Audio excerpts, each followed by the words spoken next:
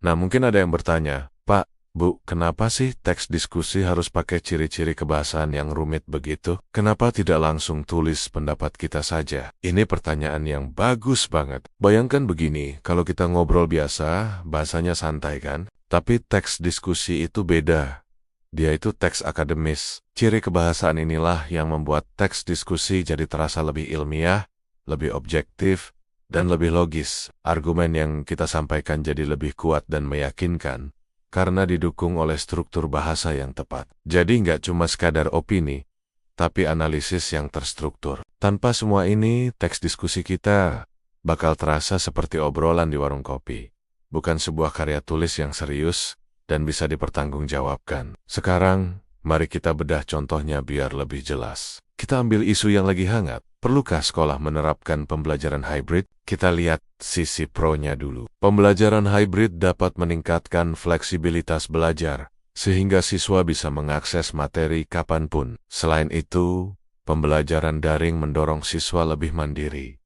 Lalu, sisi kontranya, namun, tidak semua siswa memiliki perangkat memadai untuk belajar daring. Akibatnya, kesenjangan digital semakin terlihat. Terakhir, kesimpulannya, dengan demikian pembelajaran hybrid sebaiknya diterapkan secara bertahap, sambil memastikan fasilitas tersedia secara merata. Oke, sekarang kita analisis ciri kebahasaannya.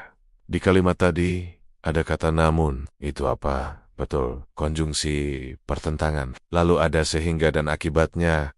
Ini adalah konjungsi sebab akibat. Ada juga kata dapat dan sebaiknya.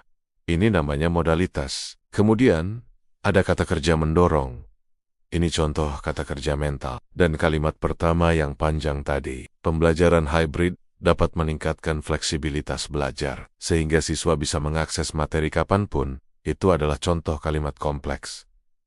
Nah, sudah mulai kelihatan kan polanya? Kalian mulai bisa menganalisisnya. Bagus. Sekarang waktunya kita uji pemahaman dengan latihan singkat. Siap? Soal pertama, coba identifikasi kata kerja mental dalam kalimat ini. Saya meyakini bahwa pendidikan karakter harus dimulai dari lingkungan keluarga.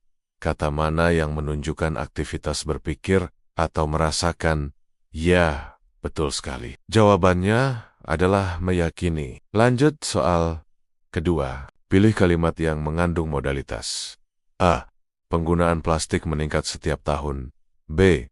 Pemerintah harus menurunkan angka polusi. C. Pedagang sayur keliling setiap pagi. D. Perpustakaan itu sangat ramai. Modalitas itu kan menunjukkan kemungkinan, saran, atau keharusan. Jadi, yang mana tepat? Jawabannya B, karena ada kata harus. Soal ketiga, makin menantang nih. Ciri kebahasaan apa yang digunakan pada kalimat ini? Walaupun demikian, belajar daring tetap membutuhkan pengawasan orang tua.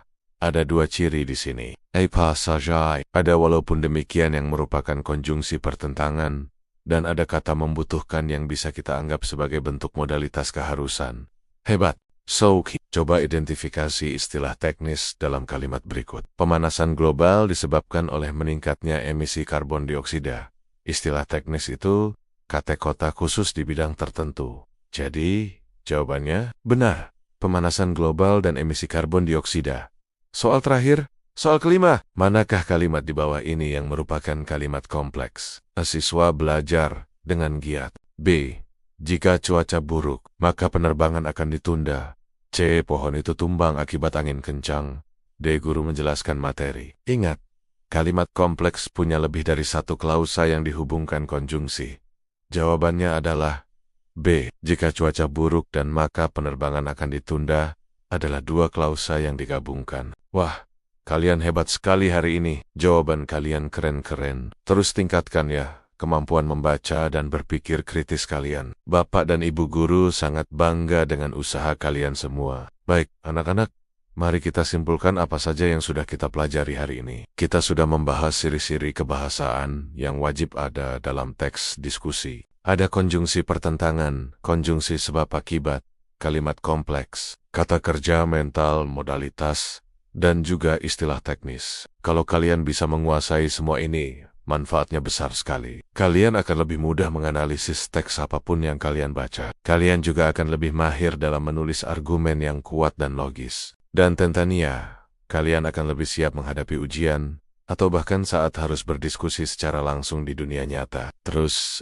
semangat belajarnya, ya ingat, kalian semua adalah anak-anak yang cerdas, punya potensi yang luar biasa, dan sangat istimewa. Bapak dan Ibu percaya, kalian pasti bisa menguasai materi ini dengan sangat baik. Terima kasih sudah menyimak video ini sampai selesai. Jangan lupa untuk terus belajar, dan sampai jumpa di video berikutnya. Wassalamualaikum warahmatullahi wabarakatuh.